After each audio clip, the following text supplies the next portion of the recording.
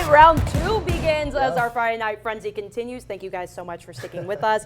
Vinny, you covered Frankfurt in Camp Frenzy, and they said that they wanted to win 5 games this year, and right now they're not looking too hot. So do you still think that they can do that? You know, when I talked to this team over the summer, Bree, nothing in their script that they had written for themselves was giving up at this point. If I know anything about the Hot Dogs, at this point in the season, they're looking to get back on track as fast as possible. So maybe we'll see a turnaround here for the Hot Dogs coming up in the middle of the season here. But let's get into some of the other games that we've seen off tonight.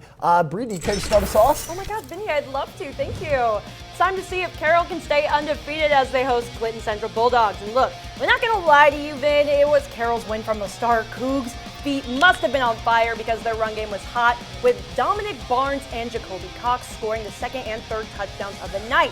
So it was now 21-zip, and things already looked over for the Bulldogs in the first quarter.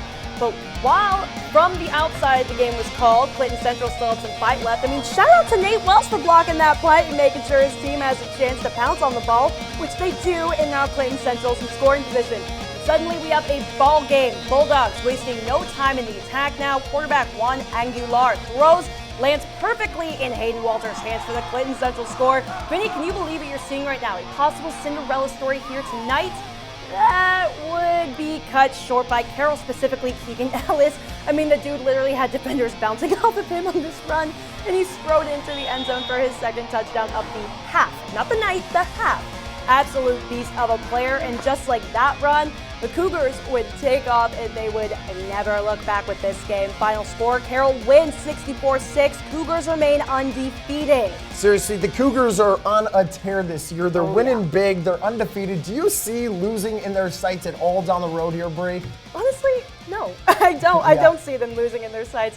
They were an absolute fun team to watch tonight. I still can't believe what I watched tonight, putting up at least 50 points in the first 2 quarters. Absolutely insane. Right. But I filmed so many touchdowns in that game, I didn't have time to show them all tonight, so Clinton Central didn't fare too well. But you know what? Hopefully some of our other area teams fared a little bit better. Sports 18's Gabe Obermiller lets us know how his games turned out, and hopefully they were good. Yeah, guys, great to be here as always. You know the drill at this point. Friday Night Lights, 2 stops with some great football to offer.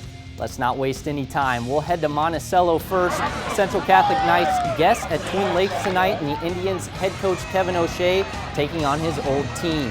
Q highlights, Central Catholic not wasting any time. QB Bobby Metzger stays patient and finds a wide open AJ Delgado, who finds the end zone with ease. After a Thomas Henry extra point, CC takes a 7-0 lead a minute and a half into the game. Twin Lakes turn with the ball until it's Bryn Robbins' turn with the ball.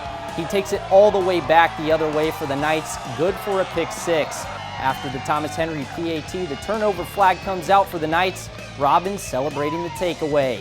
Knights will get another defensive stop and find themselves poised to score again. Metzger patient, sees his guy, tosses, and Jackson Kane is wide open in the end zone for the Knights' third score of the game. 21-0 at the end of the first quarter and 43-0 at the end of 4. Central Catholic Knights victorious in Monticello tonight. Quick trip down Route 24, and we're at Tri-County Cavaliers taking on the Falcons of Frontier tonight. Cavs with a 22-21 lead coming out of halftime. Tri-County with the ball to start the second half. A few big carries from Jonathan Pearson sets Tri-County up in the red zone. Enough running the ball for the Cavs. Kobe Baylor rolls out and lets it fly. Noah Pratt goes up for it and lands on my foot. Did he catch it in the end zone? Stripes says yes. Touchdown Cavaliers. My big toe still hurts from that one, guys. Now they elect to go for 2 and get it. Tri-County takes a 29-21 lead. The Falcons get the ball back, but turn it over on downs and end of the third quarter. Kobe Baylor just threw for 1. Why not run for 1?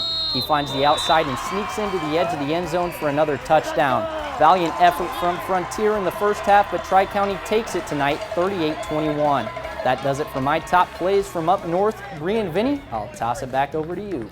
All right, thank you so much, Gabe, and I'm so sorry that your toe hurts, but you know, at least you didn't get tackled during that play, right, Vin? Yeah, right. No, I mean, it could have gone a lot, different ways. It could have ended much worse. You could have ended up flat on your back, Gabe, so I'm glad your toe's all right. Yeah, me too. But yeah, the weeks are flying by, Bree. We're getting through the season, but we're not quite done yet with the rest of our show. No,